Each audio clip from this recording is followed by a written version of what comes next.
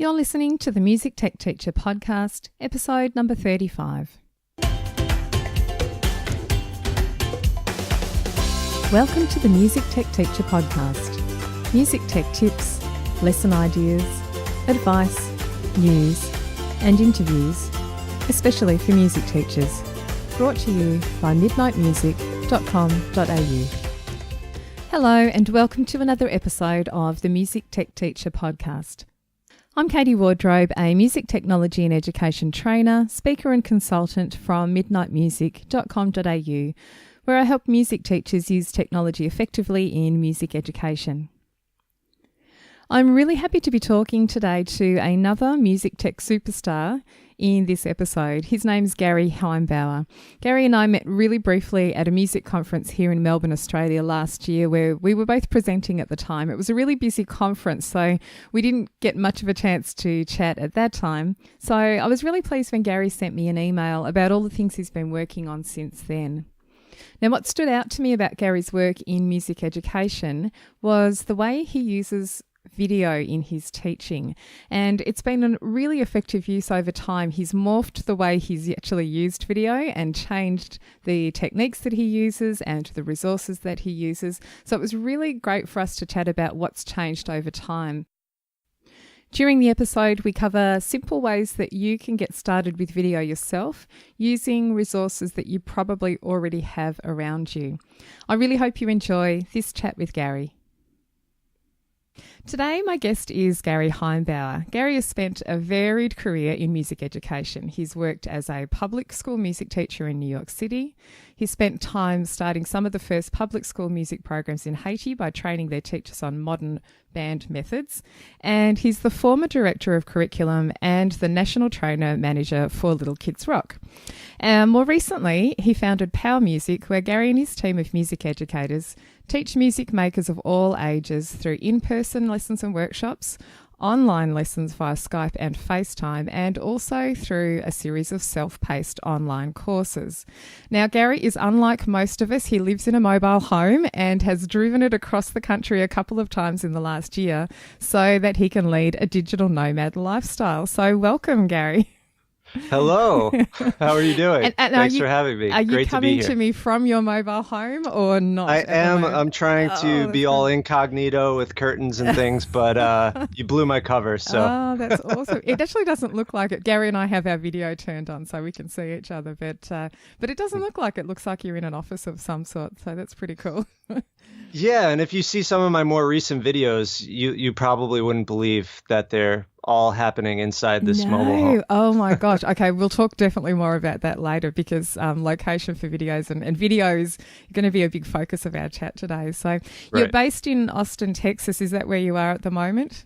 Yes, that's where I am. So you sort of have a base there and then you move around, is that right, to do workshops and things, move throughout the country? Yes, when we can, for sure. I do have some things. My girlfriend and I live together in the mobile home, and we do have our roots here in some ways, but we have a bit of flexibility so that we can leave for certain amounts of time and come back. But ultimately, the dream that we're working on is being completely able to be nomadic and go wherever we want in this amazing country that we're getting to explore. I really love this. Yeah, I love this idea. I attended, it's about 3 years ago now, an overseas online business conference. So there were people attending that conference from all around the world, and it was a really small conference. There were only 25 attendees and then the presenters. There was about 8 presenters on top of that. So really small, intimate group, but it kind of opened my eyes to this whole digital nomad lifestyle. And that was a term that came up a lot at that event. And a lot of the people there attending deliberately were running online businesses so that they could not have to be based in a specific place. And it's totally possible with, internet nowadays. And really you need a laptop and a connection to the internet and you're kind of set to go. I mean, I know there's a bit more to it than that if you want to do extra things like create videos and stuff, but it's totally possible. And you just sort of go around chasing good internet connections. And in the meantime, you get to see the world. So Yeah, at That's some point, exactly right. Not right for me in my season of life with 2 kids at school, but I mean, I probably could consider it. But yes, at some point, I'm definitely going to look into that too, and maybe take them on the road with me or something. Yeah, it could be fun. I mean, we've met a lot of people with a full family. It's amazing how many people can be inside a trailer. Yeah, absolutely. Yeah, absolutely. Yep. It must be a fascinating lifestyle. That could be a whole nother podcast, but I really want to get on to talking to you about the teaching stuff and the use of technology that you've been, utilizing over the years. And I've checked out a lot of your things online, and this was one of the reasons for saying, come on and chat about this, because you've got a lot of teaching materials which utilize video. And we talked before the show started, and we're going to sort of focus on that aspect. But I really love this idea of extending what you can do with technology because of technology, and using it to support teaching and even extend your reach, and that online sort of world comes into it at that point too. So can you tell us a little bit about so with video, using video to help you teach, obviously you can do tutorials and those sorts of things. Can you tell us a bit about how you got started in that? Why did you start doing that in the first place with your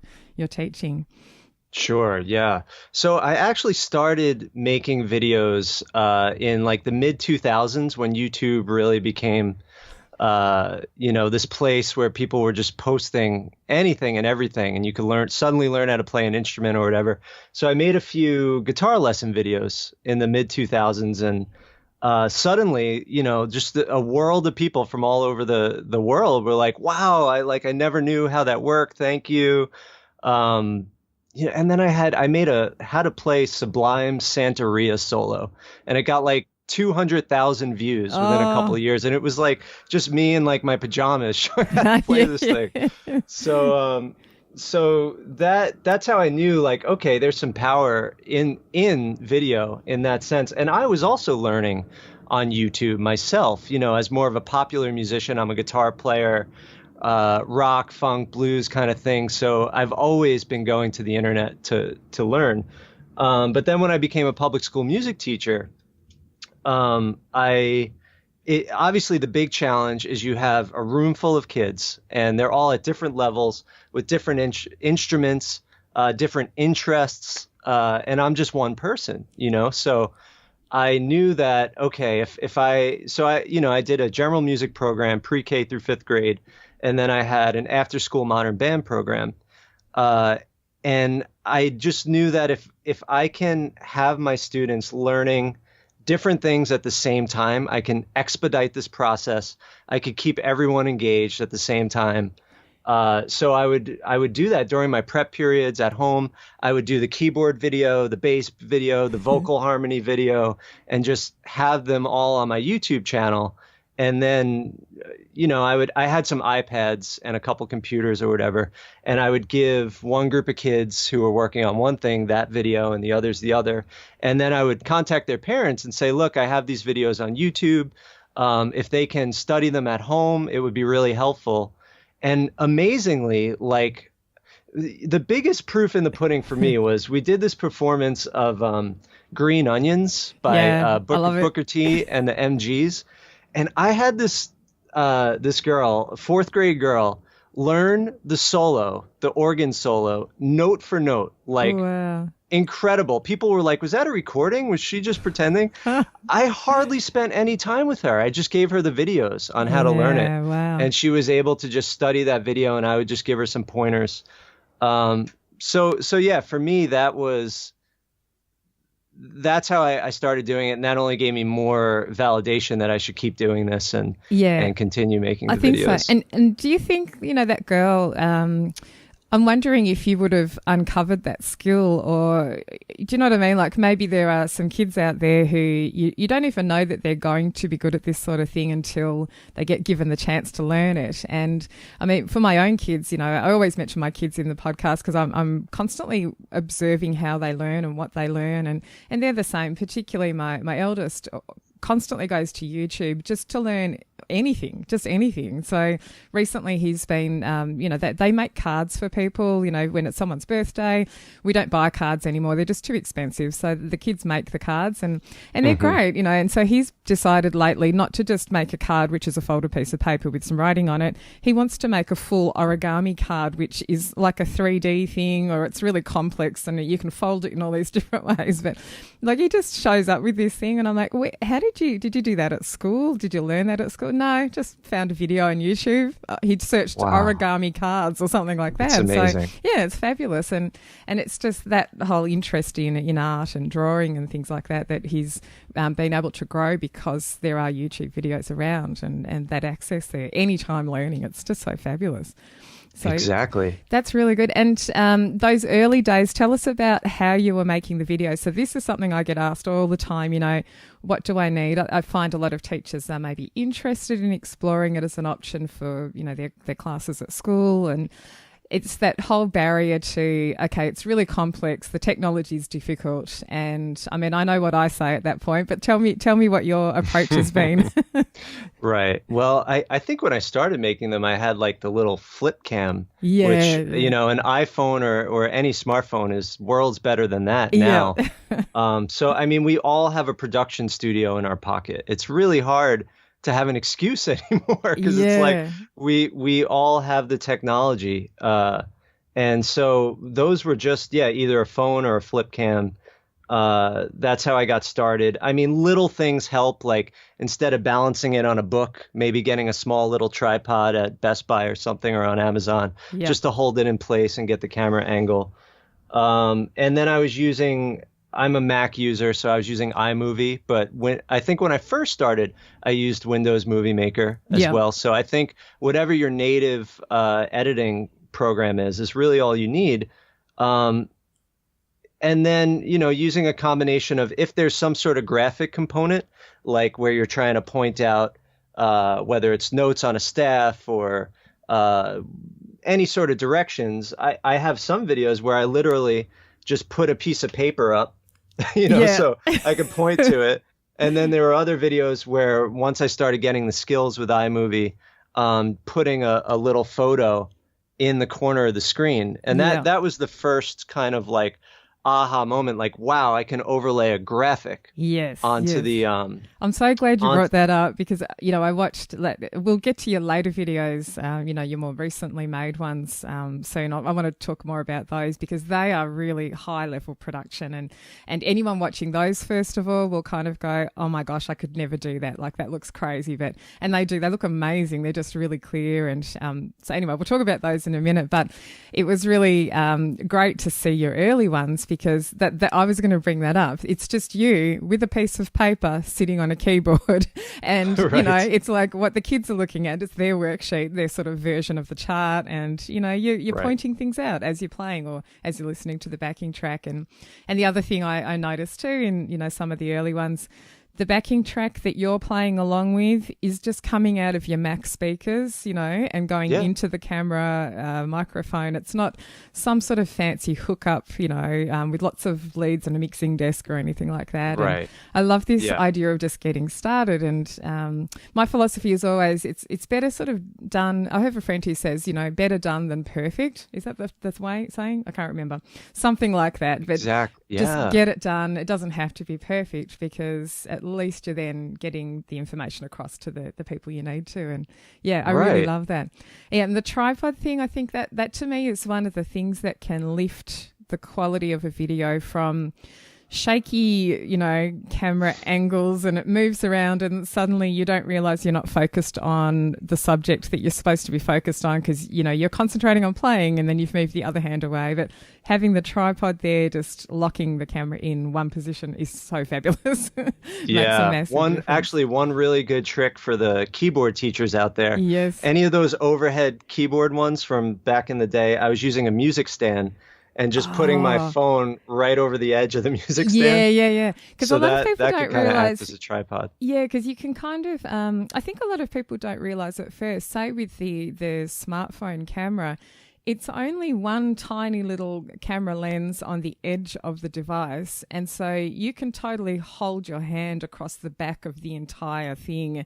You're not covering up the lens. It's only one tiny little bit of it. So, yeah, you could totally rest it so that it's just sitting on the top, and most of the phone is sitting over that music stand. So I was going to ask you about that. That's really good. And what about with the guitar ones? That was just you were in like selfie mode, I guess, with because the guitar ones show you with your, it's got your hand position and stuff, showing the chords, and then like you mentioned, there's sometimes a graphic which shows the actual chord diagram as well.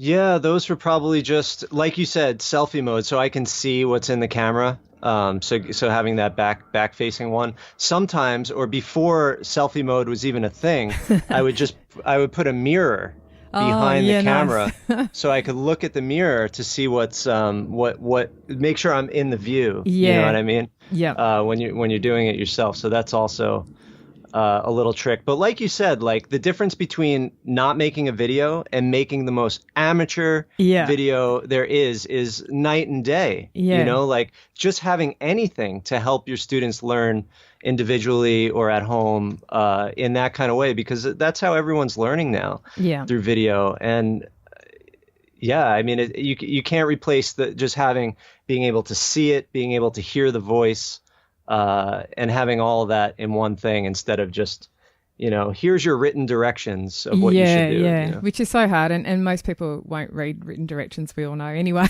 They'll just ignore them. So I think I often say that's why I have a business. It's because people don't want to read software manuals and, kind of work stuff out. They're like, just show me how to do it. And it's just such a great approach.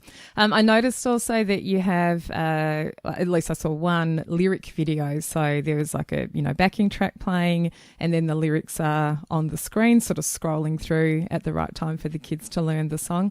I think that was for, what was the song? Not You've Got a Friend. Thank You for Being a Friend. Thank You for Being a Friend, maybe. Yep. Yeah, we did that one as part of a competition to win a grant from the New York Lottery, I remember. Yeah, right. So we went all out to try to get that one perfect. But yeah, I mean, so some of the early tricks that anyone could learn within a matter of hours is being able to put text on the screen, being able to put an image on the screen, and then being able to slice up your material. So if you shoot something, for 20 minutes and you only need 3 minutes of it, that's a really basic skill that you can do in any editing software. Yeah. Is adding text, adding a graphic, and being able to slice it. And then maybe the other thing is dragging in an audio file. Yeah. An MP3, just dragging an MP3 right in. Yeah. And these are all skills that there's probably 100 YouTube videos on each and every one of these things. Yeah. So just find the one that's the most highly rated, that's the shortest. Yeah, that's what I do too. Teachers. Although I'm guilty of making really long videos, but I try to put the bread and butter in the beginning. Yeah. So that at least if you just want the short thing, you'll get it right up front. But if you want to go more in depth, you can watch the whole thing. I try to cut to the chase too. I hate those ones where the person's, hey, how you doing today? And then they do this whole big chat about what's going on in their life, and then you're like, I just need the tip. Where's the tip? Get to the bit that I need. So I think that's great. That's really good about the basic skills, and I think that also goes to the software that you choose. I find a lot of people get caught up in what software they should use for, whether it's music production or video production. And realistically, when you're starting out, you don't need a lot of bells and whistles. You need the basic stuff, and you don't need to go and get Final Cut Pro on the Mac, which is the higher end option, or any of those other things. Totally. If you just want to make videos for your kids in class, stick with, and really Macs and PCs both have free inbuilt options, being iMovie and Windows Movie Maker that you mentioned. And, you can start off with those, and then down the track, when you get a little bit more into it, then you might start going, oh, well, I'd love to be able to do this, and upgrade after that. Yeah, point. like it's the same as like GarageBand versus what is it, versus Logic. Yeah. Like I tell people, my girlfriend right now, she's starting to vlog in the fitness space, and she's starting to make her own videos, and she's like, I think I should get Final Cut Pro. And I said, why don't you exhaust the possibilities of iMovie yes. until you need Final Cut Pro? Like once you learn all those basic skills, then it'll be better. Otherwise, you might feel overwhelmed to buy this really fancy program with all these different buttons and all these options. Yeah. You know? I had the same conversation with my dad about GarageBand versus Logic. He had Logic already, I think, but a really old version. He wanted to upgrade, and I said, "But what do you need to do exactly?" And he told me, and I said, "Why don't you just use GarageBand? You've got that there." Oh, but and I think he thought the output quality from GarageBand was going to be lesser quality than the output from Logic, and I'm like, well, no, it's more about the flexibility with the editing options, which you don't need. It's just, right. The output's going to be the same. So just use that for now. So he did, which was a good thing. Yeah. So that's really good. And so tell us about how have things progressed over time with video? I mean, you're probably like me. I watch other people's videos and I start going, oh, I love that thing where they do this, like you can have videos which will highlight something on the screen. Everything else goes dim, but it will do like a spotlight thing on the one thing you want someone to notice. Or there might be an arrow that points to the thing on the screen, or there might be, I don't know, there's lots of fancy things you can do. And so I watch those and then I go, oh, I'd love to do that, and I'll incorporate that into my next video. And things grow over time and kind of improve, and you get a bit more fancy. So what sort of things have like changed? Music, learning music. You hear a player that you like and you learn something new about your instrument. Yeah. Well, I mean, the other thing that we didn't talk about yet was just the power of video to create community. And that was another big thing about my school music teacher is it helped create my school music YouTube channel was that it helped create community and buzz, and other teachers in the school were seeing what I was doing. I created a school Facebook group so the parents could see what was happening. And then one of the videos you might see there was so our school was flooded by Hurricane Sandy. Oh no! Well, the whole neighborhood was flooded. Our school actually was fine for the most part. But so it was right around the time of the Harlem Shake craze. I don't know if that happened in Australia. Yeah, we get most things. In the States. So I made a video of the kids doing the Harlem Shake, and it went like viral. It got like 10,000 views in a couple days. And at the end, it said, if you want to support this music program, please donate. Oh, brilliant. To this fundraiser. So I ended up getting a few $100s from that, which was awesome.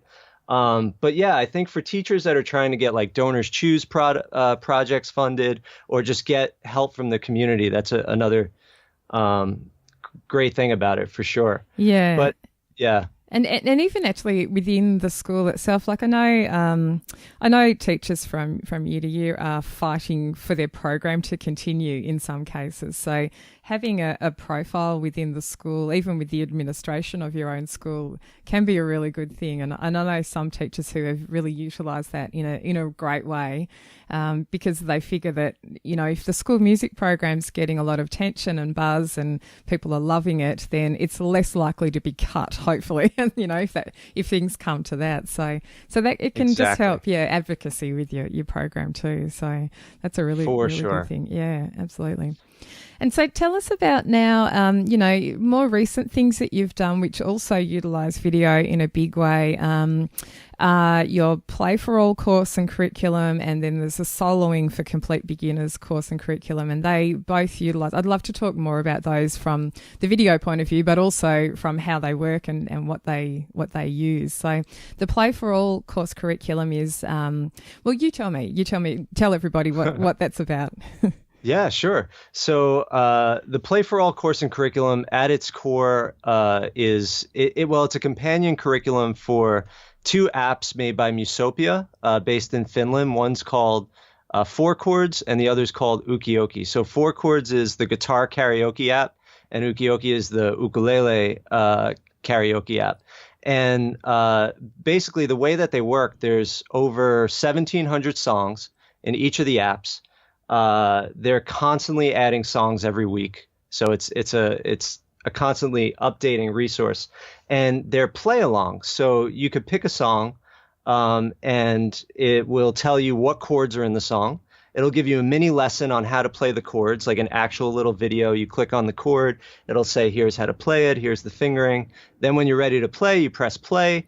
the lyrics scroll down. There's a MIDI track that plays. So it's, you get the melody. There's a MIDI track that plays the melody. There's a guitar or a uke, depending on which app it is. There's drums, there's bass.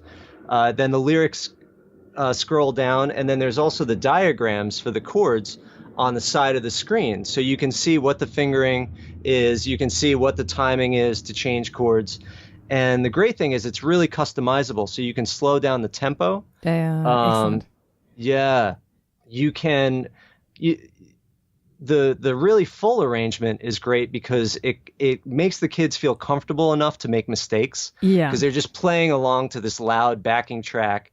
They can be messing up. It doesn't really matter. It's just getting them comfortable with playing along and making those mistakes. And then you can gradually thin out the arrangement. So you can shut the drums off or just have a metronome. You can go from like a big strumming pattern to just accompaniment on the downbeat just to help them keep time. Oh, that's cool. That's really good. It's funny, as time goes on, I kind of always, well, I don't always think, I get to this point where I think I've probably seen most apps that are around, but when you first emailed me, I checked both of those out and I thought, how have I not seen those ones? Because they're actually really great apps. They're really good ones. I've downloaded both. We've got a couple of ukuleles here, so that's something that I want to sort of expand my repertoire. I know my 4 chords and that's about it, so I need to expand that a little bit. But they're really great apps, and I think it's because of those things. There's some flexibility in how you can use them, and I think most of the best music apps give you options, things like slowing down the tempo or removing instruments, like you said. It's such a great approach to learning songs and stuff. So when the course and curriculum is based on those 2 apps, did you get approached by the app developer to create the course and curriculum, or was it something that you instigated yourself? So it actually started while I was the director of curriculum with Little Kids Rock. We were at NAMM, the National Association for Music Merchants conference in Los Angeles, and the most popular thing that Little Kids Rock created for our teachers was play along videos, PowerPoints, play along PowerPoints. And so where the teachers saw the chords on the screen, and we had this yellow bar that would show when to change chords. And it was the most popular part of our training. And everyone's like, I want the videos, but they were copyrighted. Yeah. We had the real audio tracks, so we couldn't distribute them on a large level. It was more like an in the classroom kind of thing. So, and then navigating the whole world of copyright, it's like expensive, and it's just time, talking to lawyers, you're more confused after the conversation than when you started. But, so when we saw 4 chords, we were like, this is a dream come true. They already have the copyright in place. They have this play along thing going on, but their only shortcoming was that they didn't have the chord diagrams on the screen. Oh. And for a lot of the beginner students or teachers working with beginners, that was like an essential part of it. So Paula Lado, the CMO of Musopia, I met with her, and they're awesome. They're all about feedback. They want to get as much feedback in the field as possible. Yeah. So we did like a pilot with a lot of our teachers to get some feedback. And we told them, all right, so it would be amazing if the chords were on the screen. It would be amazing if you can transpose to a new key. Yes. It would be really amazing if you can search by chord progression. Yes. Because teachers think sequentially. Yeah, exactly. So we've done 3 chords. What can we play? Yeah, awesome. That's right, great. Exactly. So now you could punch in, I know G, C, E minor, and it's like, okay, here's 40 songs. Yeah, fabulous. Or you could transpose another chord progression that has that progression. So like say G, C, E minor is a 1-4-6 progression if we were talking music theory. Mm-hmm. So you could find another 1-4-6 progression, let's say in the key of C, which would be C, F, A minor, and then transpose it to G. So suddenly you have double the amount of songs. Yeah. So when you search for the songs, can you search by Roman numeral terminology, or is that what you're saying within the app? That's kind of like the special cheat. Yeah, okay. You have to have the music knowledge in order to do that. That's right okay. now you could only search by chord progression. Yeah. I mean, I'm sorry, by which chords you know. Yeah. Okay. Okay. Cool. And they're definitely trying to balance the line between like too many features and So they managed to keep it simple with while having these extra things under the hood that don't get in the way. And I'm sure a lot of the users would confuse at home, some people, I reckon. Like, what? There is actually, I have a workaround I've just thought of actually, is that, do you know the Hook Theory website at all? And I do. I've used that a lot. Because you could go into there and search 145 or 156 or whatever it is, and maybe use that database and then go back to the app and have a bit of a look there. That might work. Yeah, that's another thing you can do for sure.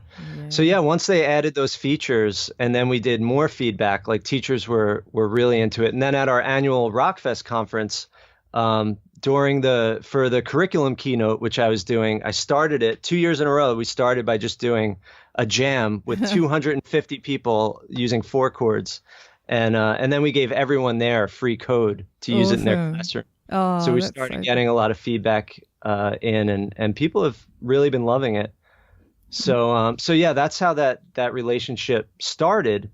And then for the we released it this month, but after leaving Little Kids Rock and founding POW Music, a few months after, Paula reached out to me and said, we would like to maybe create a teacher curriculum to go along with this. And we had worked very closely, at that time. So we talked about what would that look like to have a curriculum to go along with it. And I think the biggest thing is teachers not knowing, like, how do I use it to support my curriculum? Or how do I use this as like a resource that can be approached in a more like sequential way? Or can it help me to differentiate? Is there assessment tools that go along with it? So we worked with some awesome teachers in Dallas, Texas, because I'm in Austin and I know a lot of different teachers. So I called up some of them, some that I knew were using it, and then some that weren't yet using it, and gave them access to the apps and went over some of my ideas for integrating it into their own curriculum. Then they shared with me some of their best ideas and ways that they were using it in their classroom. So we worked together and then spent a couple days in each of their classrooms documenting the best practices, the ways they were using it, how their students were responding to it, interviewed the students, and then made videos on each of those best practices that they were doing, whether it's for differentiation or how they're using the transpose feature, how they're using the arrangement mixer to thin out the mix and do all these things. So the course and curriculum, it's on one hand, it is showing you how to use each and every feature of the app in a classroom setting. And then along with that is a companion curriculum that maps out, like, if you have a complete beginner, here's where you start. Start with this chord or these 2 chords. From there, build to this. Then, so showing them how to build sequentially. And instead of thinking of the chords just arbitrarily, it thinks in terms of chord progression. So it starts in the key of G with, like, simple 1-finger chords for the elementary students, and even anyone at any level, just as a first week thing. These 1-finger chords where you're just using the top 3 strings of the guitar. And then from the 1-finger chords, moving out of the key of G to the next key. And so this way, being both apps are song-based, you can select those, they're all within a key. So you could select the chords you want. And if you know the 4 main chords in this key, you're going to get a lot of results. Whereas if you know 1 chord from one key, one from another, it's going to be a while before you can play a lot of repertoire within that key. So yeah, it's funny, those 4 chords, they're used in a lot of pop song sequences. I've got a friend who's just been given a keyboard, and as an adult learner, he's like, oh my gosh, there's just so much to learn. And I'm like, okay, I'll teach you one thing that will allow you to play play, about 400 songs instantly. And so I taught him, the 4 chords in C major. And that was, it's really good. I'm like, once you know these chords, and then I showed him the Axis of Awesome film clip, on YouTube, where they do the comedy group that does the big medley of songs which use those basic 4 chords in lots of rock and pop songs. And he's like, oh my gosh. He goes, every song uses those 4 chords. And I'm like, well, not every song, but, there's a big range. Yeah. And it's such an aha moment for even teachers that have been professional musicians for a long time, especially more classically trained possibly, or where you're not thinking in terms of like chord progression. You might be thinking more in terms of notation and melody, and it's just not as apparent. So we've seen during the Little Kids Rock trainings, when we show that video, like people are like, what? It suddenly clicks. Like, wow, I just need a few chords and I could transpose to other keys or use a capo, and suddenly I've got every pop song at my fingertips. Yeah, pretty much. I know. And it's great. It is mind blowing, and it just gets you that success really quickly. And I think that's probably the thing I like about video as a medium for teaching too. You can allow the kids that move more quickly pick things up more quickly, or perhaps they've already had some training already in guitar or something. They can move ahead themselves onto the next stage and the next stage, while the teacher can still help the other ones that need a bit more assistance. And I think it's a great way to differentiate learning and create independence and that sort of thing too. Yeah. And they can move backwards as well. Yeah, that's yeah. Go back. You haven't got this right. Yeah, I noticed, and we'll link to all of these things in the show notes for people so they can check stuff out. But I noticed that in the Play for All there's like a trailer video, so you can see what the courses and the curriculum's all about. And it's great because it really does show you what is part of the course and what it looks and feels like. And I love the fact that there are videos of actual real teachers with real students in a real classroom, showing you how they're using it and how it's working. And you can see them projecting, the app onto the data projector so that the class can do it as a group if they want to, but then they can also work independently if they've got multiple devices to use. Yes. And that also works really, really well. This episode of the Music Tech Teacher podcast is brought to you by the Bidnight Music Community. The Bidnight Music Community is an online space for music teachers who'd like help using technology in their music lessons. There are online courses, video tutorials, lesson plans, music tech news, and professional development certificates are provided for any training that you undertake. I'm inside the community every day, personally answering members' questions and sharing tips and ideas. The best thing is that you get to connect with hundreds of other music teachers just like you and share your own experiences and occasional music tech frustrations.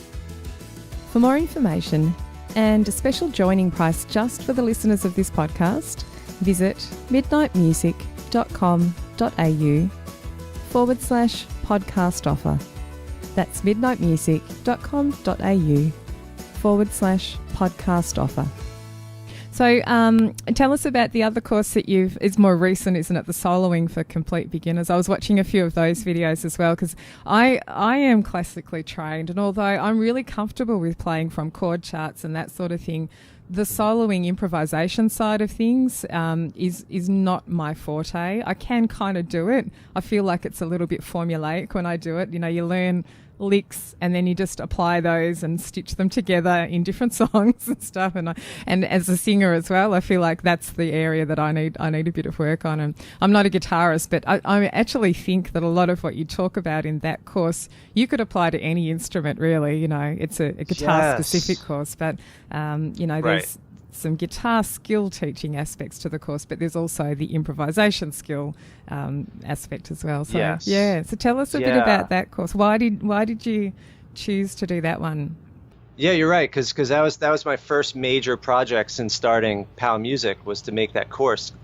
I think because I feel really strongly about the lack of priority on self-expression in music education, and the overemphasis on technical knowledge and theory and all of that stuff. And I think a lot of students feel overwhelmed, and they think that playing music is just like pressing buttons, the right buttons at the right time, and like, or how many notes can I play and how fast, and how, it's like there's just so much baggage that we're giving people at the right away before they even start playing.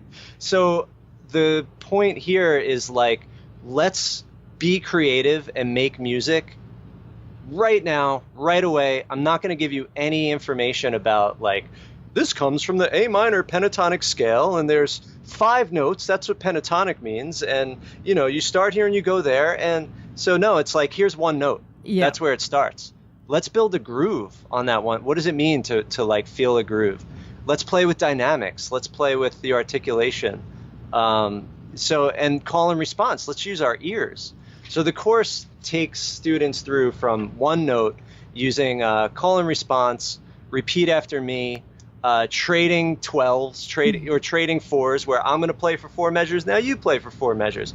And it does that starting with 1 note, then 2 notes, then a pair of strings and 2 pairs of, and it just kind of gradually, by the end of it, yes, you do have a scale formation. But that's like later on. That's the second unit of the course. Yeah, I think that's really great. And one of the things that I like from a mindset point of view with improvisation, one of the things that has really stuck in my mind, someone mentioned, I don't even know who it was or when, maybe a few years ago, this whole thing about improvisation being a sort of a hard thing, a mysterious thing. And someone said, like when you're talking, you're improvising all day long. Like when you speak, when you're talking to someone in a conversation, you don't have this planned out. It's not, no. I mean, you have sentences or combinations of words that you've learnt over time, but really you're improvising like we are chatting right now. And that really helped with the mindset. I thought, of course, you start with a few building blocks, like you said. And I love that idea of starting with 1 note or 2 notes. And then you can improvise on rhythmic elements, and doesn't have to be pitch. You don't need to know 7 different scales and modes. It can just be a couple of notes, and you can get started there. So, I really like that approach. I think it's really good. Yeah. And the other thing that is unique about the course is the use of the fretboard.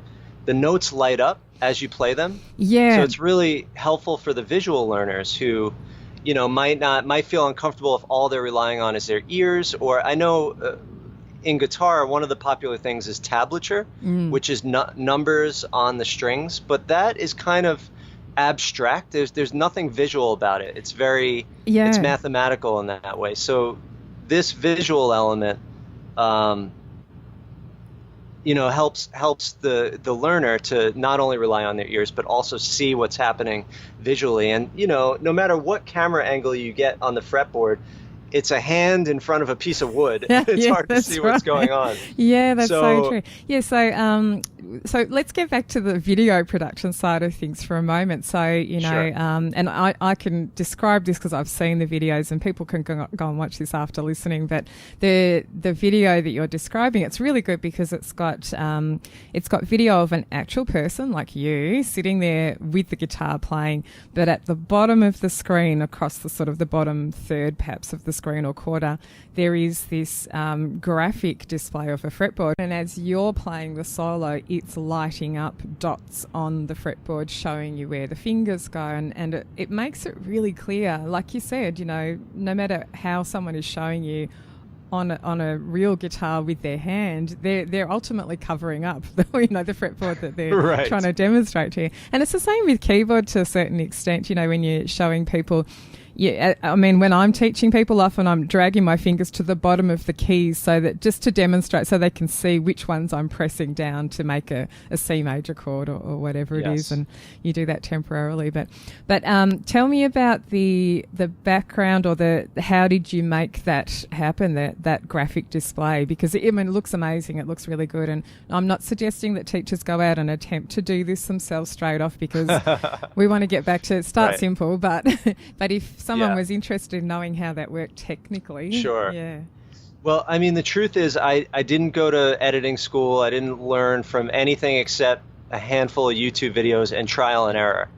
And it started with like, when I made those videos as a school teacher, students saying like, I don't quite understand that, or like, I can't tell when to change. So getting some feedback on the really low production ones, I gradually started adding features like, okay, how could I make this more clear? That's always the question. How could I make it more clear? How could I make it more clear? And then with Little Kids Rock, as the national training manager, I had to design PowerPoints and presentations constantly. So I got a really good understanding of PowerPoint graphics while I was also had the video thing.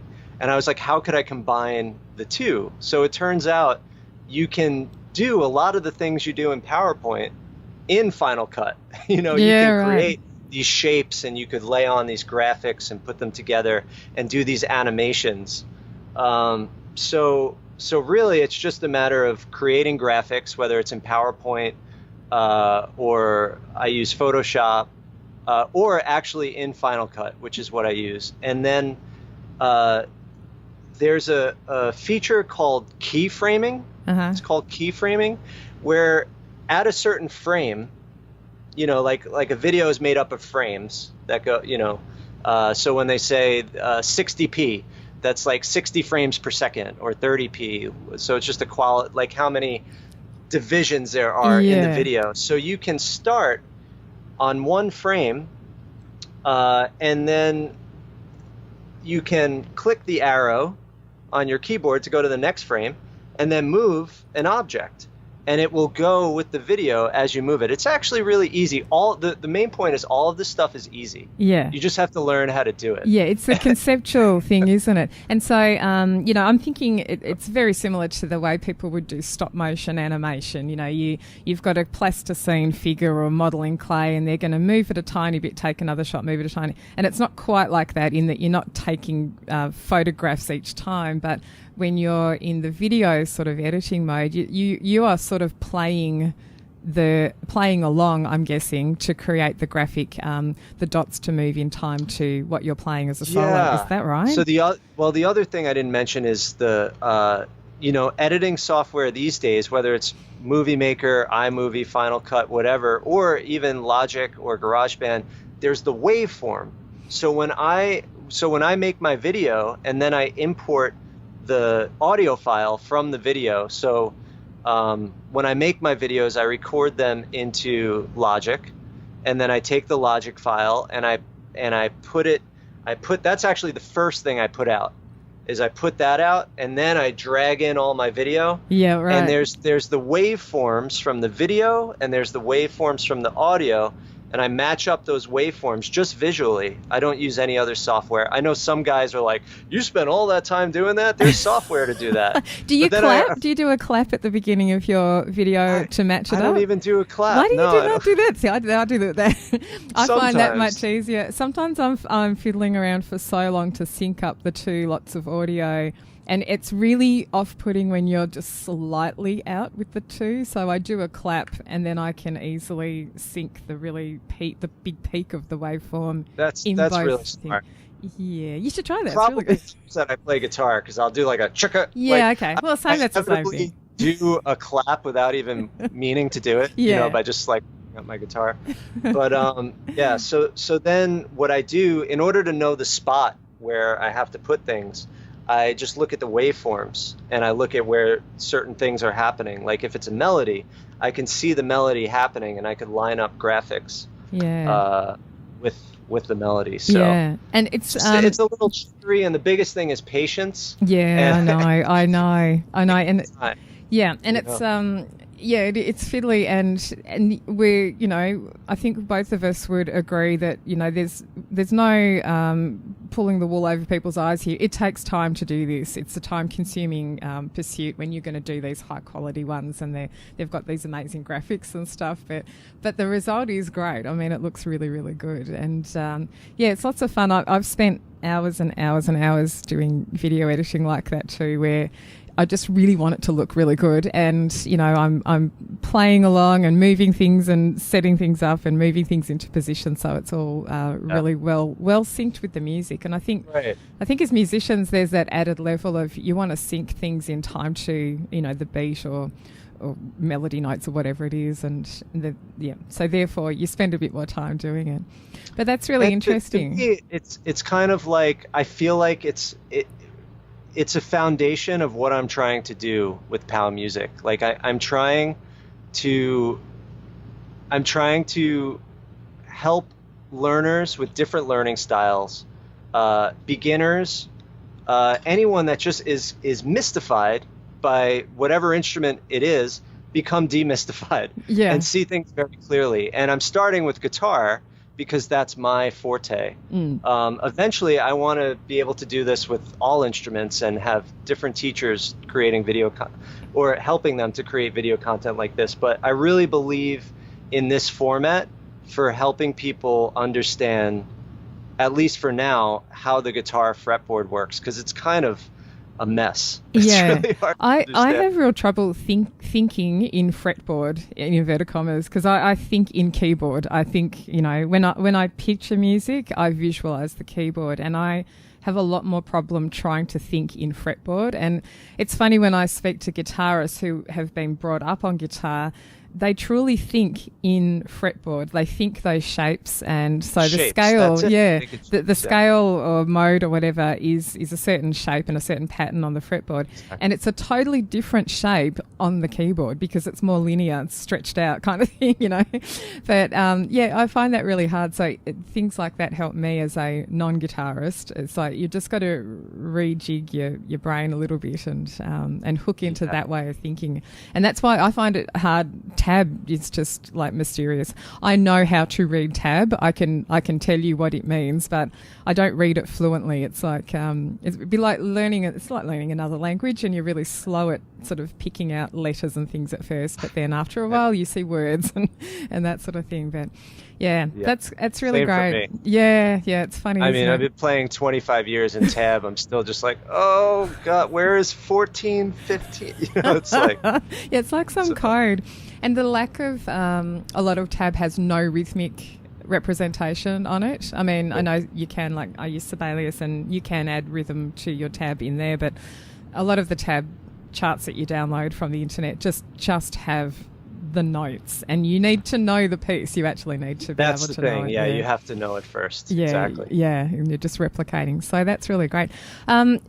So with just this part of the video sort of approach, if you were going to talk to someone who wants to get started on video, what would you suggest? I mean, we touched on things a little bit earlier, but I'm often saying, use your smartphone, because most people have a smartphone nowadays. And I have a DSLR camera, but I do not bother to get it out most of the time because it's not hard at all. But, in my mind, it's like a barrier to getting it out of the camera bag. Yes. I don't know why. Completely. It's ridiculous. Right. When I use my DSLR camera, it has to be an event. It's I'm shooting next week on Wednesday. Yeah. And you get, I don't know about you, but, the hair and makeup needs to be done. I don't have any lighting set up at all here. And so that's something else actually we could talk about. But I choose a spot in my house which has reasonable light already, natural light. And therefore, if I'm shooting myself on person, on camera, I don't do it at night time because the lighting is no good. I really need to get some lights. But do you use a lighting setup for your ones? The ones which are showing you now on camera look really amazing. They're obviously your production levels have increased and lifted since those early days. Yeah, it definitely keeps getting better. Almost to the point where I feel bad. Like I was looking at some of the videos I made for Little Kids Rock earlier, because we kind of skipped over that, but there was a point where, as the director of curriculum, we got a grant when I was with Little Kids Rock from Harmon to make video content, and suddenly overnight I had 3 DSLR cameras, lighting equipment, shotgun mic, all this stuff, and had no training on how to use it, and just gradually figured it out as I went along. So but what I use is, and it's evolved a little bit, so I use a $150 lighting kit from Amazon, And there's a huge difference between the $80 lighting kit and the $150 one. Oh, it's like night and day. Because I'm I'll about send you a to. link Yeah, too, can so you? Yeah, I'll put that also for people who are interested. Because I'm considering, like, I'm at that stage where I'm like, yeah, I need to just maybe upgrade a little bit, and it gives me more flexibility for the time of day for shooting. You know, if you've got a lighting kit. So why is the $150 one better? Great question. It's better because the cheaper one only has one bulb per light, and this one has 5 bulbs per light. Wow. And there's three lights that come with it. There's 5 bulbs, and there's a control on the back. You could either have all 5 going, 2 going, 3 going, so you could control it. I've had no problems with it. So I have there's something called 3-point lighting that I learned about. So you have one is stronger on one side of you. Yep. And the other is weaker on the other side of you. So you have a bit of a shadow, which gives you 3 dimension, but without being just bleach white, you know. Yeah. So that helps. And the third point is behind you. So I always put I actually put a light behind my back that gives a little bit of a silhouette, or I do an overhead light.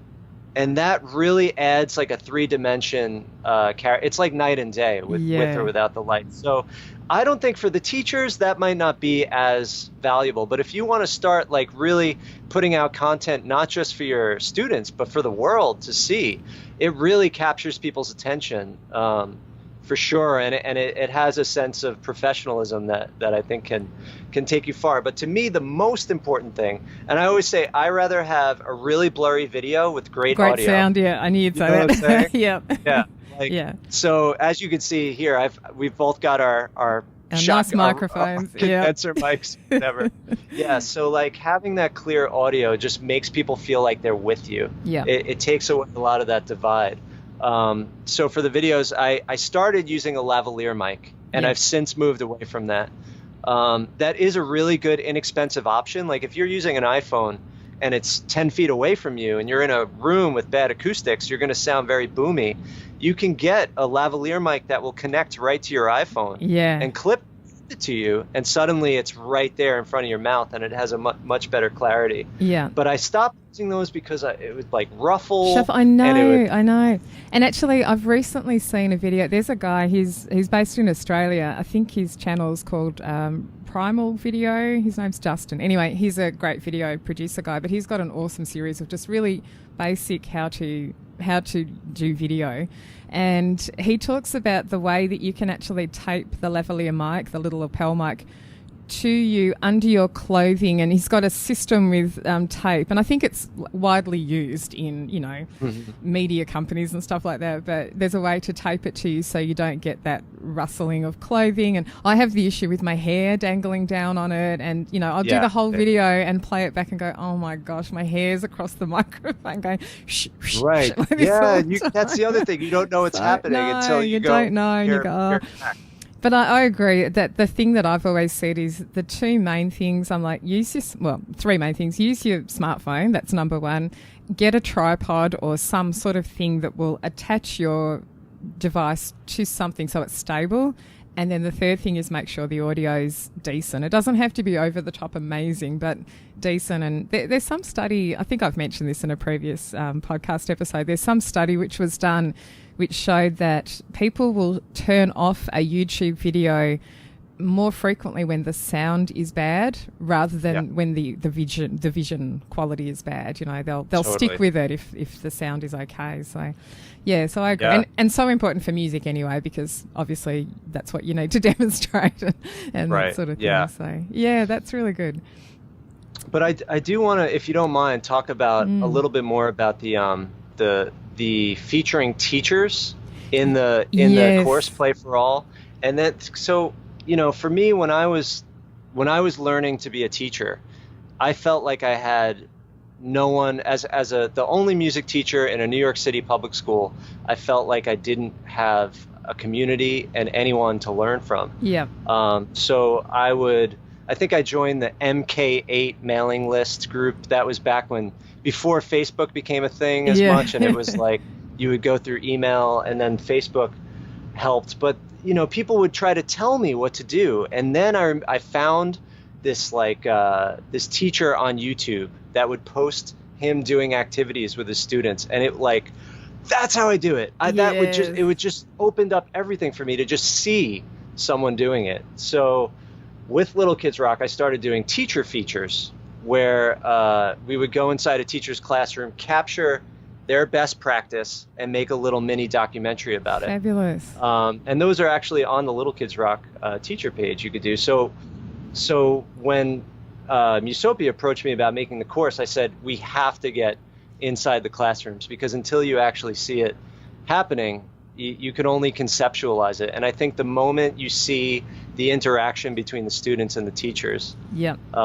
it just makes everything really clear. Yeah, I think it's so important. I actually found that recently. I'm currently kind of trying to get into or prepare a workshop which is about music and coding. So I'm looking at lots of coding activities online, and not music specific, but looking at them and then how can I transform them for the music teachers. And there's some videos on YouTube, and I think it might be the code.org website. They have a series of videos that you can watch, but there's some simple ones, and it's a teacher with her grade 4 or grade 5 kids, and she is running the lesson that they are talking about.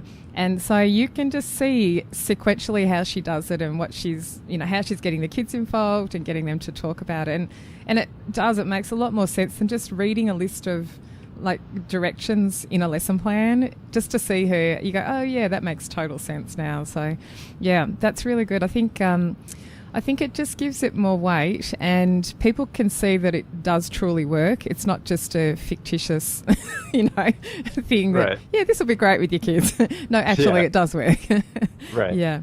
And was it hard? I'm just curious. Was it hard? The kids actually appear in the video. Was it difficult to get sign off on, for privacy aspects, on the kids being in the video? Or, I mean, you must have approached parents and got permission and that sort of thing. That's something I get asked a lot is, I can't have the kids on the video because, of this. And it varies widely from school to school and age group to age group, but... yeah, I think it was great to see that the kids are in the video. It's always like, oh, it's so much better when you can see them playing and getting involved. Yeah, totally. Right. Yeah, so we just created a permission slip, with all the legal jargon and all that, and explained what we were doing and why we were doing it.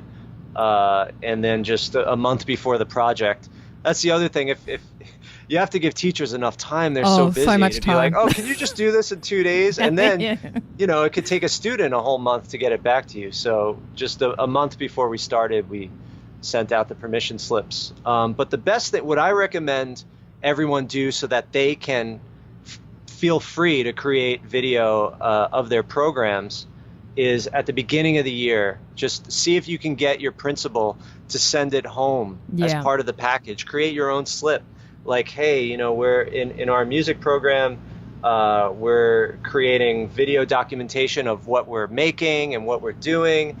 And part of performance, part of being a musician is performing and creating recordings. And we want to do that and share it. Yeah. And then sending that home and collecting those. And this way you can feel free to do it, because to just say, I don't think I can do that, like you're really missing out on a big opportunity, and not only for you and the community, but for your students, like for them to see, like I have a video of my student like getting her black belt in recorder karate. It's got like 5,000 views. She's like became a YouTube celebrity from that, and that's like, that's the language they speak. Yeah, absolutely. It's part of their culture right now. So the more that you can reflect their culture inside your own classroom, the more they're going to feel right at home in your classroom. Yeah, I think it's a good approach trying to do it at the beginning of the year, of the blanket, can we have permission for everything, up front? And then obviously sometimes it's not going to work. Some schools won't allow that. But if you can, it's such a great thing to do, because otherwise you're having to go for every single thing, every small thing, getting 20 permission slips back for this one video and then for the next video. And yeah, if you do sort of a more blanket approach, it's a much better way. But yeah, it can be hard work sometimes, I think. But yeah, so useful to see kids in action. And I think they're some of the most popular music education videos are things that I've watched, like, ORF teachers demonstrating how to play some sort of song game, or clapping game. And it's all very well to see teachers do it, but it's great seeing kids do it, because then you get the sense of what can their motor skills handle, and, developmental stages can handle different things. So grade 2s might do it one way, and it's going to be much easier with the grade 5 kids. And to see that in a video just gives you that sense of, that will work with mine. Great point. I feel like people have a skewed sense of what kids are capable of. Yes, yeah. And I feel like that often defines what level their program gets to. Yeah. And I've struggled with sounding condescending when people are like, my kids can't do that. And I want to be like, yes, they can. Like, my kids are able to do it, or something like that. I but know. It's not like that. It's just, I think teachers just need to be careful about trying to define. Placing limitations. Yeah. And I love what you just said, how by putting examples of kids doing amazing things out there, it raises the status quo for other people. Yeah. I know that's happening just in the world of guitar. Like, I go on Instagram as a guitar nerd and see people doing things on guitar. I'm like, you're 20 years old. Like, how are you doing that? So it just raises the bar. The more people share with each other and show what's happening. I think so too. Now, I'd love to just finish asking you about, because again, it's something I get asked about quite a bit. I know you do some lessons via Skype or FaceTime or Hangouts, same sort of technology all around, but I know there are a number of teachers in the world doing this now, where basically it could be like us talking now. You're in your house, I'm in my house, and you're teaching me how to play guitar. And tell me, how has that been working? Has it been a good thing, and has it been difficult? I think it's great. There's a lot of things that I can do using Skype that I can't necessarily. Well, I'm not there in front of them, but like the screen share feature is really powerful. Like, suddenly I could pull up a graphic and they could see my hand right next to the graphic. Yeah, that's true, because they'll still see your little picture, won't they? Where even when you're screen sharing, they'll still see your... cool. These platforms are getting much more customizable. So I use Zoom a lot. Yeah, I do. I use that too, yeah. Yeah, and Zoom has a lot of features where you could do that. But yeah, it works out great. I use this shotgun mic on my amplifier. And that sits there, and then I hook up an audio cable to my amp so I could play backing tracks, and then I use the condenser mic for my voice. So yeah, and it just keeps getting better. The video quality keeps getting better, and it opens up the whole world. And it really does. And I think in the past, for me, we're always going on about this, but in Australia we do not have great internet. I have been blessed finally with awesome internet. Finally it's come good, and it's a little bit hit and miss. So I think that's possibly here what holds people back a little bit, because if the internet connection is really not good, then the lesson's not going to be as effective, and you get dropouts or crackliness or whatever. Yeah, there is always that risk. That's right. I would recommend, just for anyone out there looking to do Skype lessons or whatever, to also have a hotspot, if possible. Yeah. So that if your connection fails, you can sign right back on with your hotspot. And I know here in the States, Verizon LTE is almost as good as it's almost. I won't even say almost. I'll say it's as good. It works as good as my regular Wi-Fi. Yeah, that's great. That's really good. Yeah, fantastic. Yeah, I think it's a great thing. It's just something else to consider. It's I think we can get caught up in, well, I can't do an in-person lesson with you because we're too far away, or we can't get the timing to work. But things like Skype and Zoom, which is that video conferencing software, I mean, it kind of opens up many more possibilities. And video, I mean, just generally, I mean, those things are a form of video training training as well. It's just that you're live and in person, streaming live, but realistically it's another form of recorded video. It's very similar to recorded video. So you could record the whole session and then provide it to your client or whoever, and they can watch it back. Play it back. I love that. I love that so much. And then they can pause you. I always say that. You can pause the teacher. Yes. Pause the teacher. Get back into it. Unpause them again. And it's really good. And that is a problem you run into with live lessons where you're like, I forgot to look at you for a minute. And now I'm looking at you and your face tells me that you're overwhelmed and I'm going too fast. Yeah, that's right. Yeah. Or what, as the student, you're often saying, what did they just say? I didn't quite get it, but I'm too shy to ask them to repeat it. But if you had a video, you can just go back. And it's funny. I don't know if you watched the TV series Black Mirror. Have you ever seen that? Every episode. I love it. Oh my gosh, I've only just started watching it. It's so for anyone out there who hasn't seen it, it's an English TV series, and there's like 3 or 4 seasons, but there's only 3 episodes or 4 episodes in each season. But it's just mind-blowing. It's about technology. It's a sort of a slightly futuristic thing, but it's a little bit dark and black and a bit scary. It's kind of like where technology can go. But the episode that I'm thinking of now, this pause the teacher thing, I've just watched the episode where it's sort of a futuristic depiction of the time where we will all be able to record everything that's going on in our lives, and we can rewind conversations with people and stuff. It doesn't go so well in that episode, but it's fascinating, and it's kind of like you can see it being a possibility, but maybe in this instance it would be for good and not evil and just end well instead of badly.